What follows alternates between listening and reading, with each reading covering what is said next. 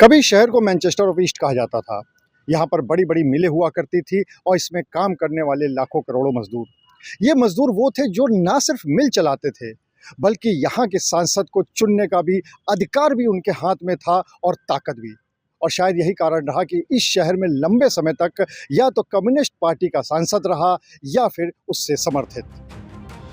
दर्जनों मिल और हजारों मजदूरों के साथ उत्तर प्रदेश के औद्योगिक शहर कानपुर को मैनचेस्टर ऑफ ईस्ट का दर्जा नवाजा गया था। यहाँ की एल्गिन मिल को या फिर लाल इमली यहाँ पर बने उत्पादों की मांग देश ही नहीं बल्कि विदेशों तक थी। मिलों में काम करने वाले हजारों मजदूरों की वजह से कानपुर नगर लोकसभा सीट पर एक समय वामपंथी पार्टी का परचम लहराया करता था। बदलते दौर के साथ सब बदल गया।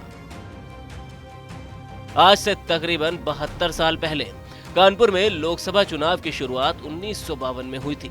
इस समय कांग्रेस का बोलबाला था।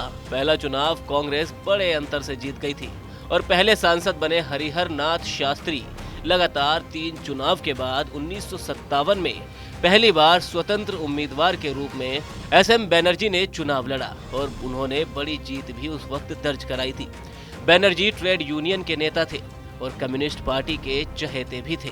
बनर्जी का ऐसा डंका बजा कि 1971 तक लगातार 4 बार बनर्जी ही चुनाव जीतते आए। ये वो दौर था जब ज्यादातर मिलें यहाँ पर या तो बंद हो चुकी थी या बंद होने के कगार पे थी। और यही कारण रहा कि यहाँ पर बड़ी संख्या में जितने भी मजदूर थे वो या तो अपना काम छोड़ दिए और या फिर यहाँ से उन्होंने पलायन करना शुरू कर दिया। और उसी समय एंट्री होती है भारतीय जनता पार्टी की।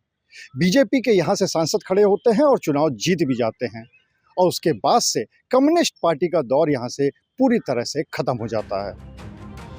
बनर्जी और कम्युनिस्ट पार्टी का यह गठजोड़ 1977 में टूटा जब जनता पार्टी ने चुनाव जीता और बनर्जी को मात्र 5000 के आसपास वोट मिले। बनर्जी भले ही कम्युनिस्ट पार्टी के सहयोग से लगातार चुनाव जीतते रहे हो, लेकिन पार्टी के नाम पर पहली बार कम्युनिस्ट पार्टी ने 1989 का चुनाव जीता, जिसमें पार्टी की उम्मीदवार सुभाषिनी अली सांसद बनी। इसके बाद बीजेपी ने पहली बार अपना परचम लहराया और 1991 से 1998 तक लगातार भाजपा के जगतवीर सिंह द्रोण ने जीत दर्ज करवाई।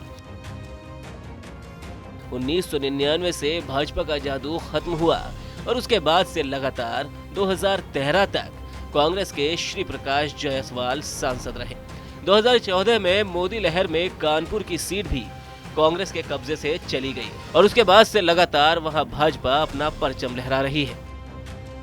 जैसे जैसे कानपुर आधुनिक होता चला गया वैसे ही यहाँ की राजनीति भी। इस शहर ने कम्युनिस्ट पार्टी से लेकर कांग्रेस और बीजेपी सबको मौके दिए हैं, लेकिन इस बार ये देखना होगा कि वाकई में बीजेपी अपनी तिकड़ी जीत कायम रख पाती है या फिर बीजेपी या फिर कोई और दल बसपा अपना यहाँ पर वर्चस्व बना पाते हैं। कैमरामैन अनिल के साथ अनुराग अग्रवाल, TV9 कानपुर।